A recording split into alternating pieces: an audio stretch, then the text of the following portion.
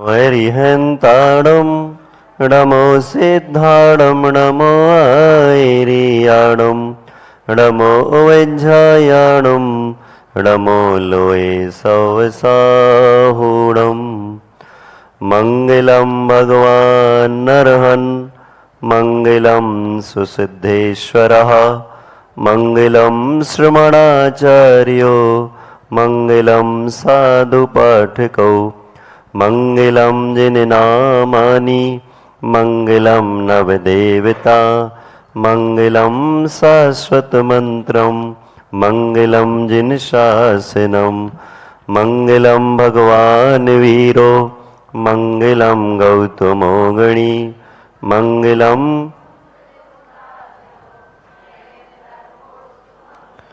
सर्वे मङ्गलमाङ्गल्यं सर्वकल्याणकारिकं बोलो।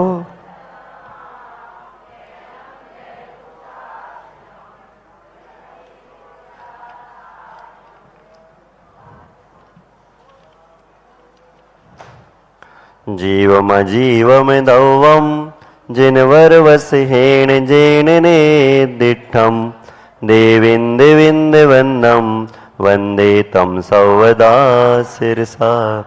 जय बोलिए कुंडलपुर के बड़े बाबा श्री वृषभनाथ भगवान की। जय बोलिए मोहल्ला एक परम पुरुष श्री पार्श्वनाथ भगवान की। जय बोलिए आचार्य श्री नेमी चंद्र सिद्धांत चक्रवर्ती महाराज की। जय बोलिए आचार्य परम पूज्य गुरुवर श्री विद्यासागर जी महाराज की। जय बोलिए आचार्य श्री समय सागर जी महाराज की। जय बोलिए मुनि निर्यापक श्रवण मुनि श्री सुधा सागर जी महाराज की। 3 कम 9 करोड़ मुनिराजों की नव देवता जिन समूह की।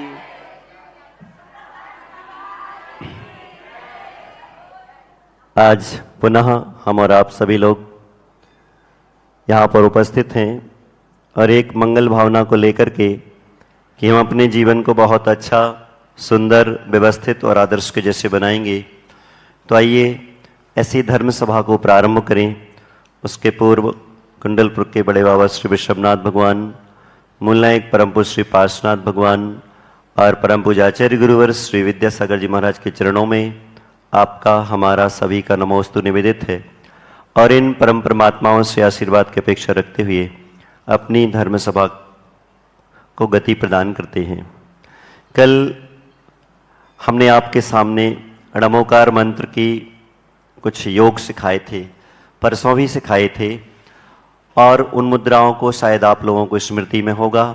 णमोकार योग के माध्यम से हम अपने कार्यक्रम को आगे बढ़ाएंगे। सबसे पहले णमो एरिहन णमो णमो णमो णमो। इसके बाद द्वितीय क्रम पर सिखाया था 5 मुद्राओं की। णमो णमो णमो णमो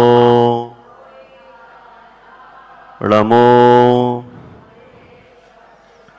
अब हमें आज थोड़ा ये भी सीखना है कि णमोकार मंत्र में जो पंच परमेष्ठी गर्वित हैं उनके पंच परमेष्ठियों के 5 रंग होते हैं। तो हमें कलर थेरेपी, रंग चिकित्सा, इसके माध्यम से भी णमोकार मंत्र की व्यवस्था करनी है। आप लोगों को शायद स्मृति में होगा कि णमोकार मंत्र में पंच परमेष्ठी जो होते हैं उनके 5 परमेष्ठियों के पंच परमेष्ठियों के रंग कौन कौन से होते हैं। अरहंतों का होता है सफेद वाइट, सिद्धों का होता है लाल रेड, आचार्यों का होता है पीला, उपाध्यायों का हरा, साधुओं का डार्क नीला, जो दूर से देखोगे तो काला प्रतीत नजर आएगा। ऐसे पंच परमेष्ठियों के रंग। अब आपको क्या करना है, जैसे सामने आप ऐसे हाथ करेंगे णमोकार मंत्र की मुद्रा को और आंख बंद करेंगे तो सामने आपको अरहंतों का कौन सा रंग होता है? सफेद। तो आंख बंद करेंगे और सफेद रंग का चिंतन करते हुए नमो अरिहंताणम बोलेंगे। नमो अरिहंताणम।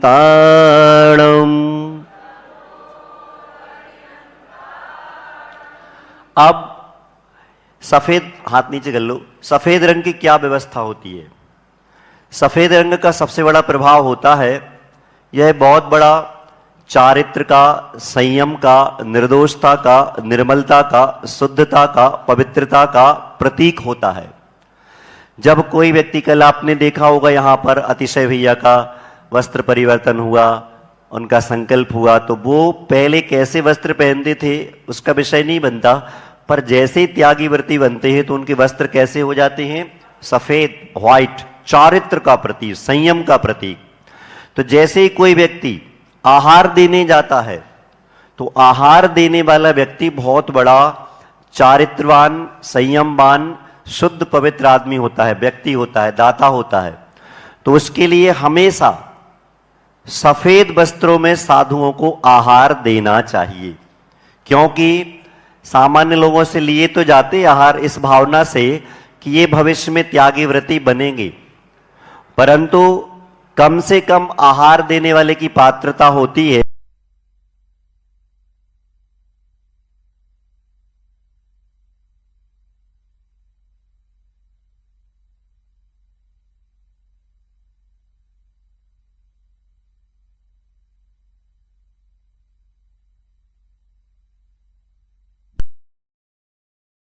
खाद्य सामग्री बनाई हुई है, इसके बंटवारे करना, हिस्से करना, उस हिस्से में से हमारे यहां जो साधु आए हैं उन्हें दान करना।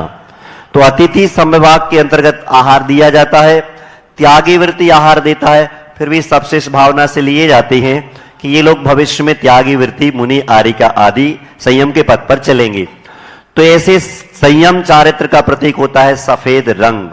जिन्हें मुनि बनने में, आरिका बनने में, त्यागी वृत्ति बनने में, प्रतिमा लेने में कोई परेशानी आती है, तो ऐसे लोग अरहंतों का ध्यान स्मरण करते हुए और सफेद रंग का चिंतन करते हैं।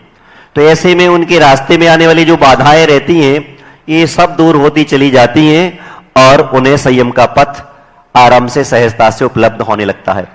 अगर, हाँ, ताली हमने कई बार कई अच्छे से बजाया करो, क्योंकि अभी हमारे लिए दिन भर के स्वाध्याय करने हैं और सुबह से जो आदमी एनर्जिक हो जाएगा, शक्ति ऊर्जा से भर जाएगा, उसको दिन भर स्वाध्याय करने में परेशानी नहीं जाएगी। और हमने कल भी कहा था कि सुबह वाले स्वाध्याय में तो जिसकी तपस्या, त्याग, साधना बहुत ज्यादा होगी वही शामिल हो पाएगा, क्योंकि बिस्तर त्याग करना है, निद्रा का त्याग करना है, सारी सुख सुविधाओं का त्याग करके और स्वाध्याय की तरफ दौड़ना है। स्वाध्याय बाद में कराएंगे, पहले नंबर आपको योगा से जोड़ देंगे और योगा से, एनर्जी से, ऊर्जा से जैसे ही आप जुड़ोगे तो आपको दिन भर स्वाध्याय में परेशानी नहीं जाएगी। और उसका परिणाम देख भी रहे हो आप लोग, दोपहर में कितना टेम्परेचर है, कितना तापमान है, फिर भी लोग दौड़े भागे चले आते हैं, क्योंकि उन्हें अपने जीवन का कल्याण करना अच्छा प्रतीत लग रहा है। हाँ, तो सफेद रंग का चिंतन करते हुए नमो अरिहंताणम का चिंतन करेंगे। मुद्रा रहेगी यूं, नमो अरिहंताणम।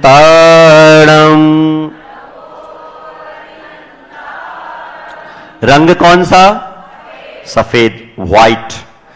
और ऐसे करते हुए आप अपने हाथों को ऊपर ले जाएंगे और ऊपर जैसे ही पहुंचेंगे हाथ, तो रंग बदल जाएगा।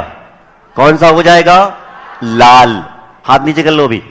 लाल रंग का गुण होता है कि लाल रंग बहुत ज्यादा, जितने रंग होते हैं, जितने कलर होते हैं, इन सब में सबसे ज्यादा ऊर्जा प्रदान करने वाला अगर कोई रंग होता है तो वो होता है लाल।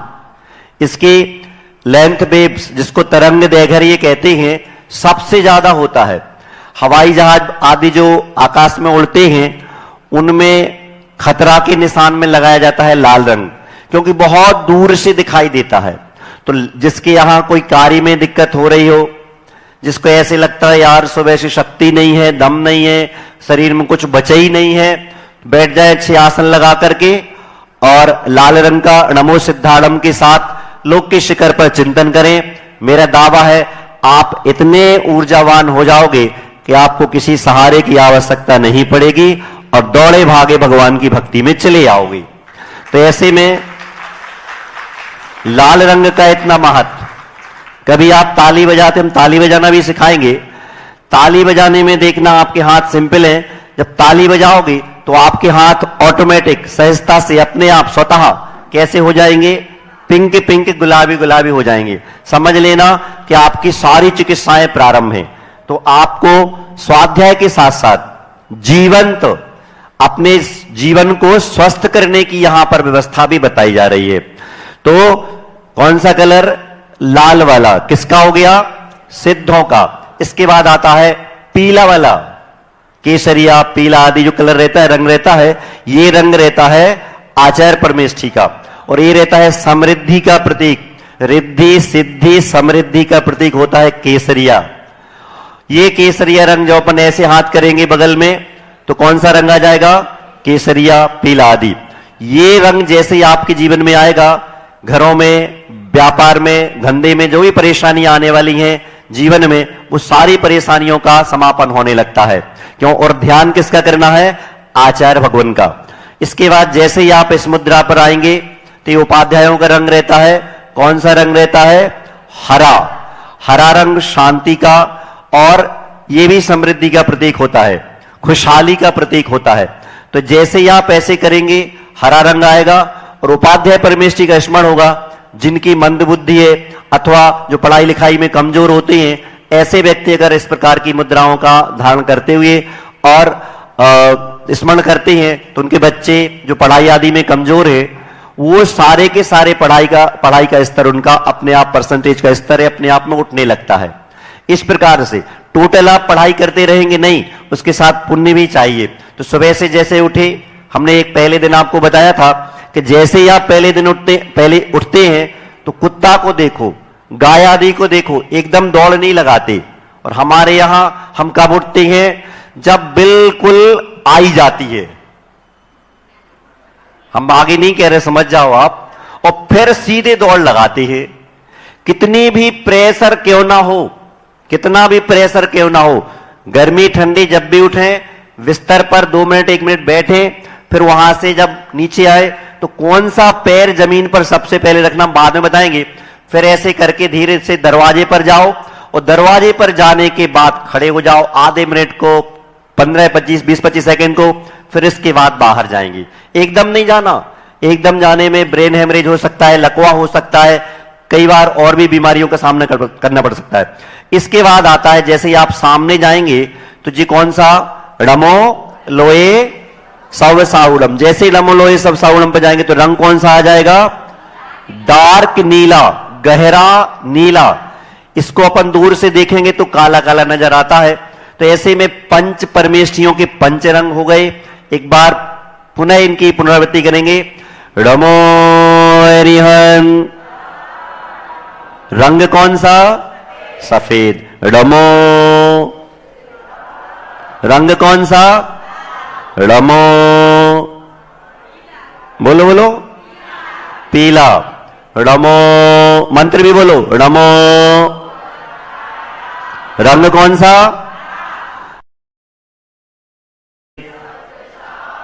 रंग कौन सा, डार्क नीला। ऐसे पंच रंग, इसको कहते हैं रमोकार योग के माध्यम से रंग चिकित्सा। ऐसे करेंगे और आपको करना क्या है, सुबह उठे, अपना जो भी बिस्तर है, आप मुंह से नहीं बोलेंगे क्योंकि बिस्तर अच्छा नहीं होता है। इसको कहते हैं विस्तर, जो विष से तरवतर होता है उसका नाम। रात को सोए उस पर, तो कल महाराज जी कह रहे थे कि सुबह कोई भरोसा, इसलिए जब भी बिस्तर पर सोना रमोकार मंत्र पढ़ के सोना। अगर सुबह मिल गए तो पारसनाथ भगवान का अभिषेक करते हुए मिलेंगे, और नहीं मिले तो साक्षात सीमंदर स्वामी के समोशन में मिलेंगे। इसलिए रमोकार मंत्र पढ़ के सोना और ऐसे करते हुए अपने जीवन को व्यवस्थित करना। चलें थोड़ा स्वाध्याय करते हैं। हाँ, वो तो अलग विषय है, पर हम अभी इसमें रंग चिकित्सा के माध्यम से ऐसा करते हैं, पंच परमेष्ठी के पंच रंगों के माध्यम से धीरे धीरे आपको इसका अभ्यास होगा और आपको धीरे धीरे रमोकार मंत्र की सिद्धि प्रसिद्धि सब कुछ आपके सामने आ जाएगी। परंतु सबसे पहले आपको क्या करना है, रमोकार मंत्र की हमने आपको बता दिया है, पहले सिंपल मुद्राएं, फिर उसके 5 पद बनाते हुए और तीसरे नंबर पर रंग चिकित्सा के माध्यम से। सुबह उठे सबसे पहले करें, बिस्तर अच्छा नहीं होता तो उस पर आप बोले नहीं, चुपचाप ऐसे उठे। कितना टाइम लगता है, पर ऐसे ऐसे घुमा लिया। सुबह से कोई कहे क्या करे, नृत्य कर रहे हो क्या? नहीं, अपने जो शरीर को रात भर में पूरा अकड़ गया है, जकड़ गया है, जाम हो गया है, इसको आपने क्या किया, सुबह से एकदम खोला है। इसके बाद फिर आप बाहर निकलेंगे। चले, गाथा नंबर 6। अट्ठ चदुनाण दंसन सामन्नम जीव लक्षणम भणियम व्यवहारा शुद्ध नया शुद्धम पुणदंसनम नाणम। अट्ठ चदुनाण दंसन सामन्नम जीव लक्षणम मणियम व्यवहारा शुद्ध नया शुद्धम पुणदंसनम नाणम।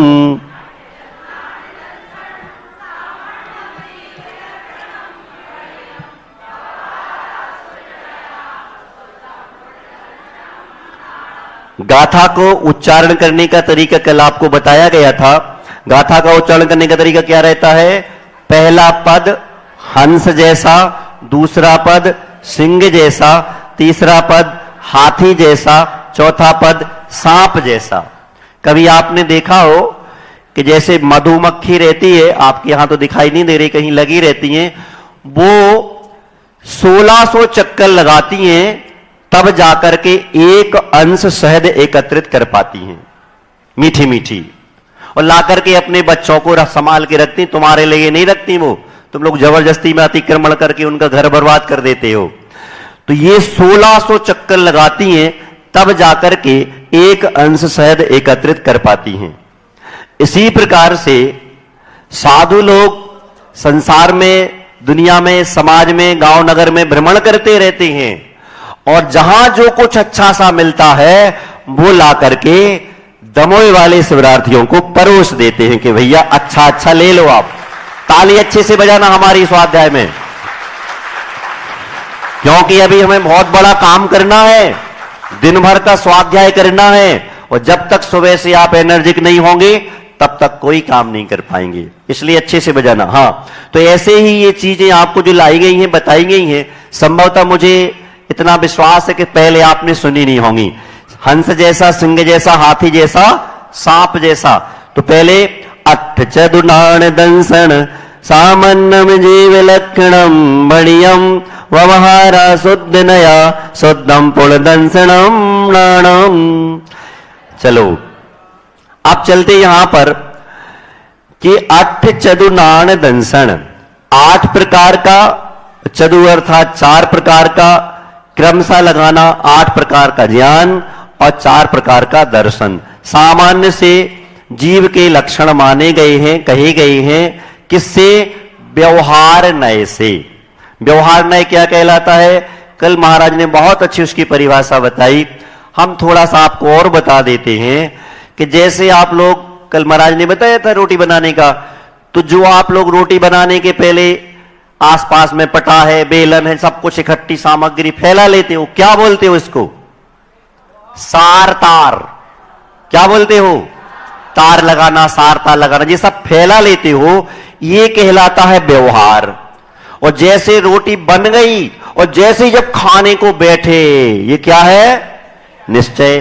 तो हमारे जीवन में अब कौन उठाए पटा, कौन उठाए बेलन, कौन आटा मारे, कौन रोटी बनाए, कौन सेके, कौन डब्बा में रखे, कौन घी लगाए, कौन खाए, बस यही चाहते पेट भर जाए, तो ये गलत है।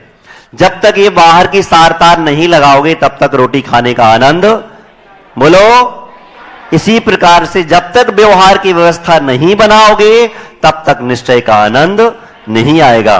तो यहां पर 8 प्रकार के ज्ञान, 4 प्रकार के दर्शन सामान्य जीव के लक्षण व्यवहार से कहे गए हैं। शुद्धम पूर्ण दंसनम नाणम, और शुद्ध नय से क्या कहा गया है? शुद्ध ज्ञान से शुद्ध दर्शन, शुद्ध निश्चय नय से शुद्ध दर्शन और शुद्ध ज्ञान, इसमें कोई पर्याय नहीं, ये जीव के प्राण कहे गए हैं। वन्य रस पंचगंधा, 2 फासा 8 निश्चया जीवे, नो संति अमुत्ति तदो, व्यवहारा मुक्ति बंधा दो। कल आपको जेठानी और देवरानी का उदाहरण दिया गया था। जेठानी और देवरानी का उदाहरण इसलिए कि छोटी मात्रा और बड़ी मात्रा हमारे बुंदेलखंड में प्रचलन में है, पर नहीं, छोटी मात्रा का मतलब है उसमें लगने वाला समय बड़ी मात्रा के समय से आधा होता है, समय का खेल है। अगर आपने थोड़ा सा उसको ऐसे पढ़ा, वन्य रस पंचगंधा, 2 फासा 8 निश्चया जीवे, नो संति अमुत्ति तदो, तो पढ़ाई का सिस्टम खराब हो जाएगा। संति में कौन सी है? देवरानी, और अमुत्ति में कौन सी है? देवरानी, उसमें भी देवरानी मतलब छोटी मात्रा। तो यहां पर आपको बहुत स्पीड में पढ़ के निकलना है। नो संति अमुत्ति तदो, तो आपकी लय व्यवस्थित हो जाएगी, जैसे आपका हाथी का क्रम आएगा वैसे बन जाएगा। वर्ण अर्थात वर्ण, रस अर्थात जानते हो आप लोग, बोलो रस, पंच अर्थात 5 वर्ण, 5 रस, गंधा, गंध कितनी होती हैं? 2, फासा स्पर्श 8 निश्चया जीवे, ये जीव में पाए जाते हैं। किससे? निश्चय नय से। आपका वर्ण कैसा है? कितने प्रकार का? 5। रस कितना? कौन कौन सा? हाँ, वही वाला जो आपके रस में और रसी में अंतर है। रसी कितनी होती है? 7 चलती हैं, 6 रसी, 7 तो रस होती हैं, यहां पर 5 हैं। रस में रसी में अंतर है। आपकी जो रसी चलती है, सोमवार को हरी, मंगल को मीठा, बुध को आदि आदि, है ना? तो ये रसी और इस रस में बहुत अंतर है। और यहां का वो रस, सटरस और इसमें रस में अंतर है। तो इसमें सब जो आपको संभाल के चलना, नहीं तो कहो महाराज आपने कल तो इतने रस बताए थे, आज 5 बता रहे हो। नहीं, सैद्धांतिक विषय और प्रचलन का, चारित्र का, चरणानुयोग का विषय सब में थोड़ा थोड़ा अंतर है, उसको संभाल के चलना है। इस प्रकार से हो गए। नो संति अमुत्ति तदो, और ये कुछ भी नहीं होते व्यवहारा, व्यवहार से, जे मुत्ति बंधा दो, जो जो ये निश्चय से जो 5 वर्ण है, 5 रस है, 2 गंध है, 8 स्पर्श, ये निश्चय से जीव में नहीं होते, ऐसा लगा ना? इसलिए जीव अमूर्तिक माना जाता है। व्यवहार से कर्मबंध होने के कारण जीव मूर्तिक होता है।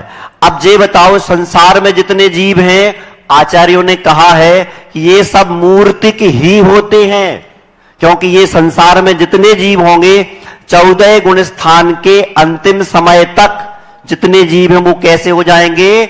मूर्तिक ही होते हैं। और यहां पर आत्मा का, जीव का स्वभाव कैसा है? अमूर्तिक। निश्चय से ये रसगंध वर्ण आदि उसमें नहीं होते हैं, और व्यवहार से कर्मबंध के कारण जीव मूर्तिक होता है। अच्छा, एक बात पूछते हैं, कई बार आप लोगों ने देखा होगा कि स्वाध्याय करने से होता क्या है? सुनो, आचार्य श्री पूज्यपाद महाराज ने सर्वार्थ सिद्धि की टीका में लिखा है, ज्ञान भावना लस्य त्यागः स्वाध्यायः। क्या बोला है? ज्ञान भावना, बोलो ज्ञान भावना लस्य त्यागः स्वाध्यायः। ज्ञान भावना करने की, आलस्य का त्याग करते हुए ज्ञान की भावना करना, इसका नाम स्वाध्याय है। अभी जैसे हम कुछ पढ़ा रहे हैं, आप लोगों को समझ में आ रहा है? कुछ इल्ले, कुछ नहीं आ रहा, कुछ भी समझ में नहीं आ। इल्ले मतलब नहीं, कन्नड़ में बोलते। और हाउ माने बुंदेलखंड में हाउ है ही, तो आचार्य महाराज कन्नड़ के इल्ले और बुंदेलखंड का हाउ तो दोनों की दोस्ती कराएंगे तो अच्छी हो जाएगी। हाँ, तो कुछ समझ में नहीं आ रहा, लेकिन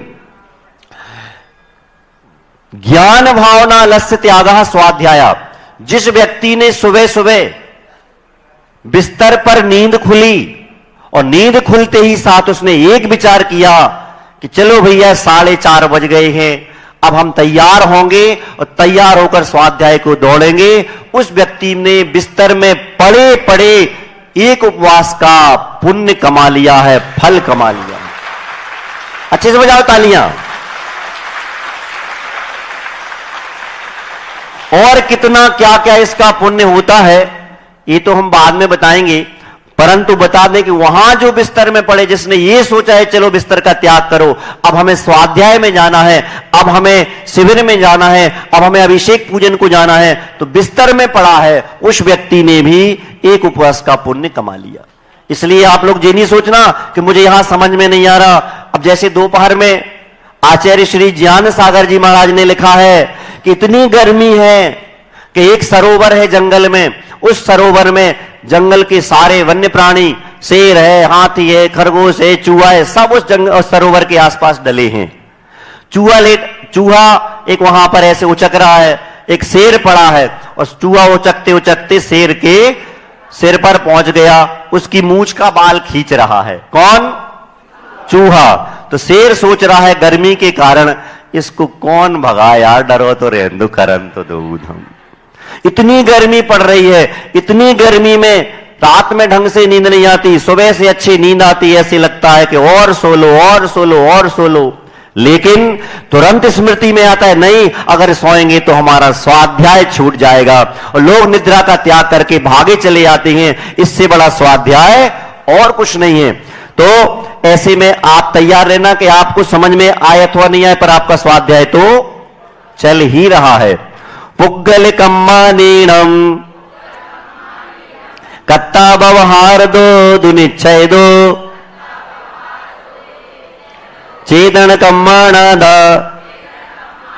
शुद्ध नया शुद्ध भावनम।